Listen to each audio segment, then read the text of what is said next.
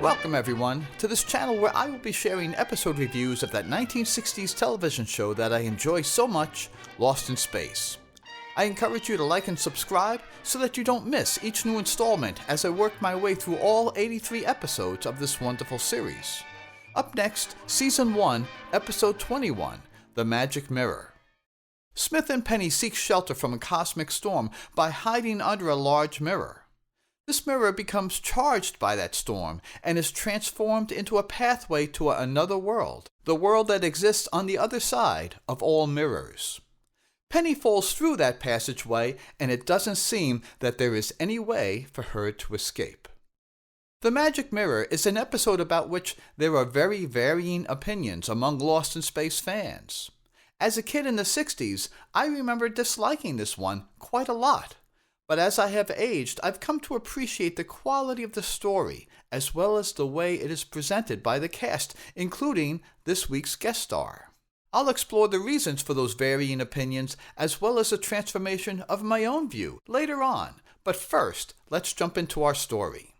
A cosmic storm has broken out, and we see John and Maureen running into the Jupiter. Judy follows just as Don says that it's a good thing Smith installed storm arresters, but Judy tells John that she saw them lying under some brush. Furious, John comes over to Smith. As we all know, the Smith character goes through quite a lot of change throughout the series, and I happen to love this current iteration. Smith's self-absorption is played for comedy, albeit in still a very believable manner. Those arrests 10 days ago. Now look what you've done. I've lost the count. Lost the count? What, Dr. Smith, are you ill? Preventive medicine, madam. I must check every day. You know, it's all very well for these younger men to be forced into manual labor, but for a man of my years... Never mind that. Didn't you put any of them up? Any of what?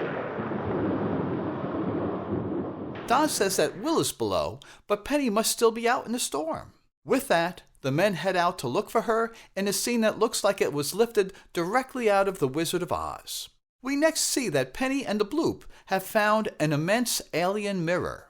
On the search, Smith is the first to find her and says that they need to get back to the ship owing to the storm. He then takes some time to closely and rather passionately examine the mirror, determining that the frame is made of solid platinum. As the storm intensifies, they seek cover under the mirror, and it is struck by lightning. From the head of this frame, we see the eyes begin to glow and smoke emerge from its nostrils. John catches a sight of them just as the storm starts to break. After helping them to their feet, he asks about the mirror. Smith, anxious to not let anyone catch on that the frame is highly valuable, suggests that this metal is just tin and lead, but as John says it, with alien materials, all sorts of strange changes can occur. Mysterious forces released. Well, then we'd better get away before the storm breaks again, hadn't we? Yes. In the hopes of protecting what Smith now views as his mirror, he suggests that they all get back to the ship. The eyes of the animal head atop the mirror, however, once more begin to glow, and we get our first look through the mirror.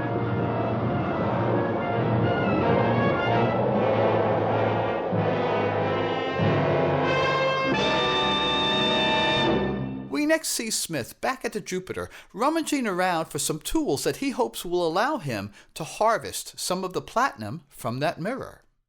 Don comes along, and I know it seems like I say it all the time, but for me and my tastes, I just always get so many smiles when these two are together. What are you looking for? My heating pad. I loaned it to Mrs. Robinson the other day. She seems to have mislaid it. Oh, well, that's all right, because I've got something that'll fix your back up just great. Oh, good. Yeah, it's an old-fashioned restorative instrument. Ah, yes. You will just love this. This is exactly what you need. A shovel. Shovel? Now, please, Major, I have other important plans for today, and you know I'm not feeling very well. Last night, Dr. Smith, we almost lost our lives because of you, so you're going to make up for it. You're going to install every one of those storm arresters in exactly the places I told you to. And you know what? You're gonna do it before nightfall. Because if you don't, I am personally going to use this shovel to dig a hole for you. Storm arresters? In my condition? In your condition.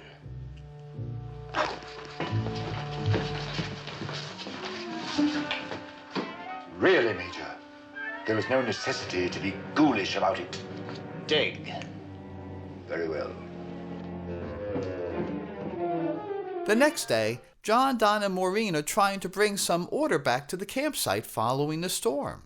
Smith comes along with the storm arresters in hand, and once more, his scenes are played more for comedy, and once more, for my taste, it is comedy that works. No. Well, oh, wait a minute. Here, let me help you. These things are all slipping. Really, madam, with everything else I have to do, I simply don't have time to tend to the children, too. Well, I'll find her. I guess she must have run Penny? off somewhere. Did you say Penny? Yes. I guess she's run off. Don't worry about it. I'll find her. Run off somewhere? Yes. Already? Excuse me. Oh, I beg your pardon. I'm terrible. Excuse me. I'm very sorry. Maureen asks if Smith has seen Penny, and he grows concerned that maybe she has eyes on what he clearly views as his mirror.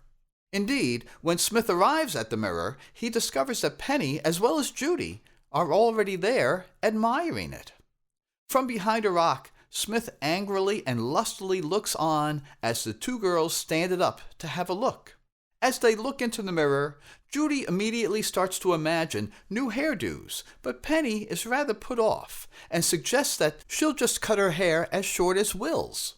Judy, in an incredibly insensitive manner, says that she should start acting like a girl by taking more of an interest in her appearance. Understandably, Penny runs off in tears, declaring all of that fretting about appearance as nothing more than goop. Just as the two women leave, we get another quick peek inside the mirror. This time, we see a young boy, quite happy with what he has just witnessed. Smith then emerges from behind a large rock with his bag of tools and takes some time to caress his treasure. Oh, lovely. I'm a millionaire. A billionaire! While that is going on, Debbie comes along and makes off with Smith's tools. Debbie approaches the mirror, bag still in hand, and we once more see the boy in the mirror, now enticing her with a banana. Smith catches back up just in time to see Debbie literally walk right into the mirror. Smith is positively flabbergasted by the sight, and all the more so when after just a few moments, Debbie reemerges from the mirror, this time with a banana in one hand and a small bell in the other. Back at the Jupiter, Judy is sitting in front of a tabletop mirror dressing her hair. She frets a bit over having upset Penny. Just then, however, Penny comes skipping out of the ship, quite gleeful over Debbie's little bell to play with. Having seen Debbie walk into and then out of the mirror, however, we now see Smith checking his pulse, quite sure that he is ill and seeing things. Once more, there's a few smiles over Smith's engagement with Dr. Debbie. Smith, did I scare you? No, my child. That's already been done. Unhand me, madam. Really, couldn't you find a more suitable playmate than this blithering bloop? No. Later, Penny and Debbie approach the mirror. She wants Debbie to tell her from where she got the bell. After asking repeatedly, Debbie pushes Penny, and she literally falls into and through the mirror. Once more, Smith has a view of this amazing sight and is now quite certain that he is hallucinating. Next, we are now with Penny inside the mirror. Everything is dark and very ethereal, and there are all sorts of strange artifacts about. It is all so surreal that Penny isn't sure where she is or what has happened to her. She hears a variety of distant sounds, including some growls. Back on the surface, Smith is walking around the mirror trying to make sense of what he has just seen. Looking out of the mirror from the inside, Penny can see Smith and calls out, but he is completely unaware of her. Convinced that his hallucinations are the result of cosmic fever, Smith turns away and heads back to the ship. Now alone, Penny travels down some stairs when she hears the voice of a boy calling out to her, telling her to jump. After hesitating, she takes the leap and calls out. She wants to know who's speaking to her, but is frustrated as every one of her questions only gets puzzling non-answers.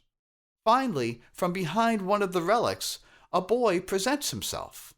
The boy takes the bell from Penny, saying that it's his, and once again, he responds to Penny's questions with more questions. He calls Penny by name, and she wants to know how he knew that. Penny? No way at all. How'd you know my name? Oh, I know everybody's name. Especially those I choose to look through the other side of the mirror. You've watched me? Of course. Love, love, love, love, love, love. Love. Penny says she just wants to get back to the Jupiter 2, and the boy takes her to a different mirror.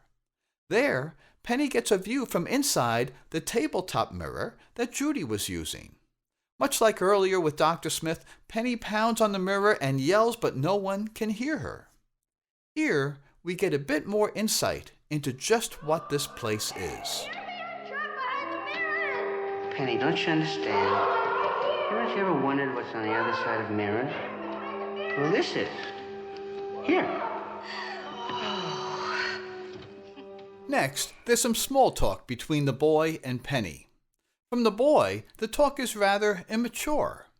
Penny still wants to better understand where she is, but the boy just asks things like if she knows any riddles.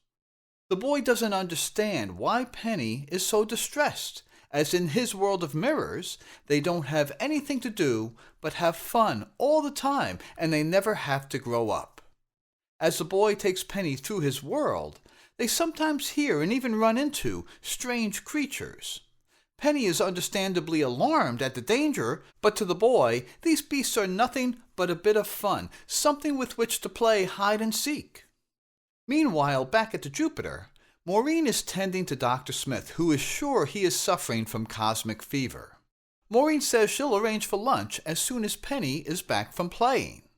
When Smith hears that, he begins to think that maybe he's not really sick after all, that the entire episode was just a game, a trick that Penny had been playing on him.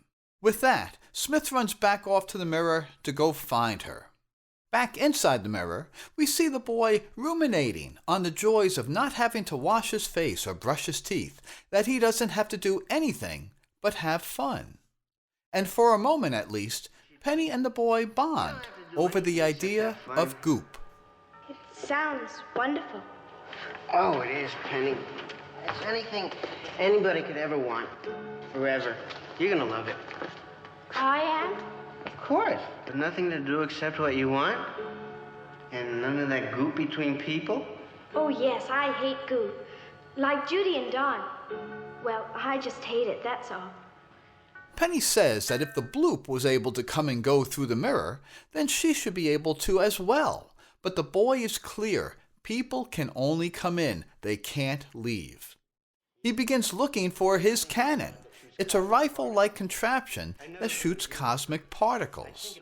Just then, a bell sounds. It's an alarm that the boy set up for himself to alert him. Go off. That means that it might be that hairy thing that lives down below. Oh, I think this is a dreadful For the boy, chasing it is simply fun. Then the creature appears, for now we see only its large eye.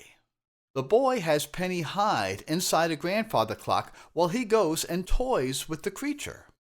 Back on the surface, Smith arrives at the mirror and is looking for Penny.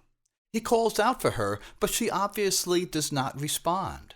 Smith, certain that she has been playing tricks on him, grows increasingly angry. He picks up a shovel and prepares to take a swing at the mirror to break it, but loses his balance and falls into the mirror himself. Back inside the mirror, right near where Penny is hiding, the creature appears. The boy cautions her to stay hidden while he has the creature chase him, saying that it's fun. The boy releases a chandelier that swings right in front of the creature. While it's confused by the swinging light, the boy calls out for Penny to run. Penny makes a break for it and is startled to find herself now in the arms of Dr. Smith. Smith is convinced that he's in a dream. Penny tries to run, but he is fighting her. After all, why would he run from his own dream? The boy catches up with them and is put off by Smith. Convinced that this entire world is just his own dream, Smith now wants to see this monstrous creature of his own imagination. While Penny tries to stop him, the boy is amused, if not delighted, at the prospect of Smith falling into the hands of this monster.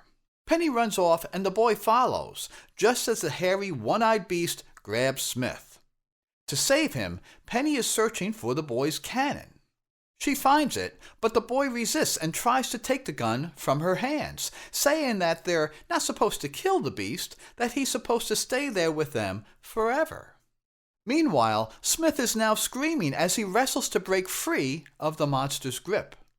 Penny pulls the gun from the boy's hands and comes running. She takes aim and shoots the beast with the gun. He's hit, releases Smith, and Smith takes the gun from Penny, and the two of them go hunting for the beast. They repeatedly believe they see him, but each time it is only the beast's reflection in what seems like an endless array of mirrors. Finally, Smith gives up and grows disenchanted with everything, including the gun. Saying that he must dream up better weapons, he lets it point down towards his reflection in a pool of water. The gun goes off mid-sentence, and in a flash, Smith is gone. This makes the boy very happy, but as Penny runs up to the alien mirror, she sees that he's actually back on the outside. Now another struggle breaks out between Penny and the boy over the gun. She realizes that if Smith can get out, so can she. All she will have to do is shoot into her reflection. As they argue, the boy becomes disenchanted with Penny, that she may not be who he thought she was. On the outside, Smith angrily picks up a stone and starts to destroy the mirror, and that could leave Penny trapped inside forever. Quickly, she picks up the cannon and prepares to shoot her reflection, but the boy takes it from her. She pleads with him, and after some reflection, and even a bit of a smile for her, the boy relents and lets Penny have the gun. Studying or washing your face, at least not go. at first. No. You wouldn't even have to grow up in it if you don't want to, at least a little bit at a time. I don't believe you. Oh, please, boy, and you can't stay in this awful place forever. I thought you were something different, and you're just a girl. But that's what I am, isn't it? Goop. That's all you're talking is goop. You even upset the hairy... With a shaky voice, she tells the boy to do just what she does. With that, she shoots the cannon into her reflection and is instantly back out on the ground outside the mirror. It is then, now alone on the inside, that the boy acknowledges that he can't follow Penny. But I can. I don't have any reflection. When Smith sees Penny out on the ground, he angrily grabs a shovel and finishes the job of smashing the mirror. Penny is beside herself, believing now that the boy will be trapped inside the mirror forever. Back at the Jupiter, we see Penny in her cabin. She is very saddened about the boy, who is still trapped on the other side of the mirror. Maureen comes to cheer her up a bit, and with that, Penny sits at her vanity, looks in the mirror, and wonders maybe about a new hairstyle. As Penny says it, Well, I mean, we do have to grow up sometime, don't we? Yes. Come on, dear. with a bit more of a smile, she steps away with Maureen, and the camera then slowly pans to the still mirror. Our next scene sets up our next episode. As always, I will withhold my comments until my review of that episode, The Challenge. So a few more thoughts about The Magic Mirror. This is an episode that is quite a bit unlike others in the series, and as a consequence, it is one about which fans have very different opinions. For myself, it's certainly not a favorite. As I said, as a kid, I really didn't like it at all. As I have aged, though, I have come to appreciate it as the truly wonderful episode that it is. Magic Mirror was written by Jackson Gillis, who also wrote Mr. Nobody, and he clearly had a different, though still excellent, slant on the series compared to Lost in Space's other, more prolific writers. With both having the same author, The Magic Mirror and Mr. Nobody both share a number of qualities. They both feel like fantasy more than science fiction. They both feature Angela, and they both have a certain teenage angst or maybe even a loneliness theme. And both come with an excellent musical score. So with all those qualities, why do so many fans not enjoy this episode, including the younger me? Having read so many fan comments elsewhere over the years, it largely comes down to one thing. None of us like the boy. And I get it. The boy is extremely unlikable. He was obnoxious throughout, never answering Penny's questions. He was clearly very self-centered and wanted only to do what he wanted to do, not caring much about anyone else. Ultimately, he was extremely immature and wanted to stay that way. There's also the creepy element, that this boy is looking at us through all of the mirrors to such an extent where he even has to qualify it by saying that, well, he doesn't really go in for that sort of thing. However, these qualities, as unlikable as they are, should not be held against the guest star, Michael Pollard, as this was exactly the way the boy character was written. So actually, Pollard did a great job fleshing out the role exactly as he was supposed to, that he was intended to be, an immature, obnoxious, and unlikable boy. If we can accept this and get past our dislike of the boy, we begin to more fully enjoy all of the other goodness this episode offers. For one thing, there's the dimension on the other side of the mirror. It looks fantastic. It doesn't really make sense as to how all of this stuff got in there, but the photography and the lighting are wonderful. The soft focus of every scene, which was probably just a smear of petroleum jelly on the lens. There's the cross screen highlighting all the points of light, and especially the light always moving about, shimmering as it reflected on the water. This other world seems infinitely large and does really sell the idea of a whole nother dimension on the other side of our mirrors. Then there's the effect of falling through the mirror into the dimension. Ultimately, the effect itself could not have been simpler, with a large frameless mirror abutted with the one side of the back of the magic mirror. A similar set was created to be reflected into that mirror, and people would simply step behind that effects mirror as they passed through the magic mirror's frame with that mirror removed. This effect only becomes evident when, with the help of DVDs or Blu-rays, differences in the background become evident. The area behind the mirror looks a little bit different in scenes where people are walking all around the mirror versus scenes when people are walking through and into the mirror. Nonetheless, it's a wonderful effect and looks great. I think the hairy beast is pretty cool too. We don't get a great look at him, and that's probably good because the costume doesn't really stand up well to close inspection. But add in some of that ethereal lighting and soft focus, and it begins to look fantastic and quite unlike some of the other creatures we will see on Lost in Space. Then, of course, there's Penny. Angela is such a wonderful actress, and all the more so given her still very young age. Just like in Mr. Nobody, she plays a broad variety of emotions throughout this episode, and she is able to draw us in with each one of them. And this brings me to maybe the greatest positive of this episode, the story itself. The story takes us somewhere. We see growth and character development. We see it, of course, for Penny, who earlier dismissed everything from romance to caring for your personal appearance as goop. She just wants to play with Debbie, play with the bell Debbie brought her. Penny is still a kid at heart. By the end, she has grown and starts to consider some of those more adult topics for herself. And then there's the boy, who did some maturing as well. He began this episode as the poster child for immature teenage boys.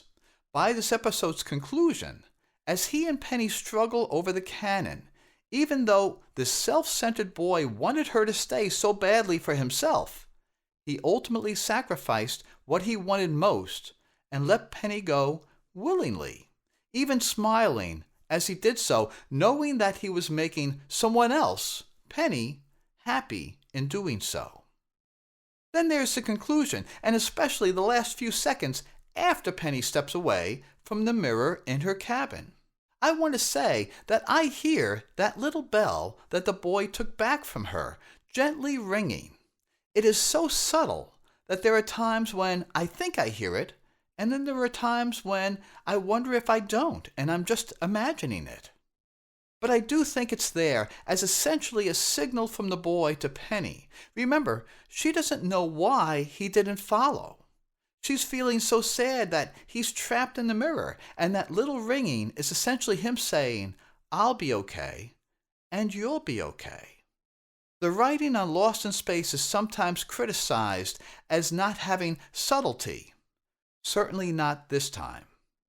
Two last thoughts about the magic mirror. Now that I no longer view the boy as one of this episode's negatives, my list of negatives is really down to just one. And it's Judy. This is a recurring theme for me, what I often refer to as Judy's vapidness. While everyone is trying to scratch out an existence and survive on this unknown planet, Judy always seems to be consumed with her appearance. We have already seen her fussing with her hairstyles during Invaders of the Fifth Dimension, crying over a very impractical evening gown during Wish Upon a Star, and now she's not only gushing over the even more impractical idea of having this immense mirror, she actually criticizes her younger sister over her appearance in a rather mean-spirited way. And we'll see so much more of this over the course of the series. Certainly, this is in no way a criticism of the lovely Marta Kristen. This is simply the way her character was written. And that's unfortunate, as for me and my tastes, it just makes the Judy character rather unlikable. The last thing to note about this episode has to do with the production schedule. Production of Lost in Space episodes was perennially falling behind schedule. To try to catch up and get out ahead of things, and to create some breathing room, the production team filmed 2 episodes at the same time: War of the Robots and The Magic Mirror. This was immensely challenging for all. As for the cast, this is why Angela did not appear in the Robots episode, and why we don't see either the robot or Will during The Magic Mirror, owing in part to the larger role for each of them in their episodes, but also compounded by the requirement to keep up Bill's and Angela's education while filming. The rest of the cast had smaller roles in each episode, which allowed them to appear in both, but certainly kept them very busy. Because keeping up with the production schedule was such a challenge for Lost in Space, this filming of 2 episodes at once will actually be done once more before the end of Season 1. So with that, let me look to our rather unlikable boy in the mirror to leave us with a pearl of wisdom. I don't want to stay here. I don't want to stay young forever. Everybody does. I watch them through the mirrors. So once we're able to get past our dislike of the boy, recognizing that he's supposed to be that way, and even more so recognizing that he and Penny both experience some personal growth over the course of the episode, The Magic Mirror is really quite exceptional. It's one of the series' most sophisticated stories. It's so well acted by all, and the visuals are wonderful. Now, there is that fantasy factor, and the 6-year-old boy in me really just wants to see space science fiction, so I can't say Magic Mirror is a top-tier favorite of mine, even though it maybe deserves to be from a pure quality perspective. However, my gradings and rankings are based solely on how much I do or do not enjoy an episode, and as such, I grade The Magic Mirror as a B+, 27th for the season and 47th for the series. Among other episodes that we've seen to this point, that puts it in the same general grouping as War of the Robots, The Oasis, and Ghost in Space, episodes that are clearly not top tier, but still a lot of fun, and that sounds just about right. If you would like to see the full Lost in Space series, it presently airs for free on MeTV. You can also still pick up Lost in Space on DVD. Walmart currently sells a box set that includes some wonderful extras, and it's available at a very modest cost. Better still, pick up Lost in Space on Blu-ray. That set also features a number of wonderful extras, including commentary by the cast. Like I said, I'm a fan, and for me, the Blu-ray is a must-have. I hope you enjoyed my thoughts on The Magic Mirror. One of the things I enjoy most about sharing reviews like this is how different fans perceive each episode quite differently, and I invite you to leave your own perspectives below in the comments. Most of all, I hope you will come back to join me when I review our next episode, The Challenge. Another excellent episode quite at home during the very strong first season. Once again, I recommend subscribing so that you don't miss each new installment. Thanks for watching.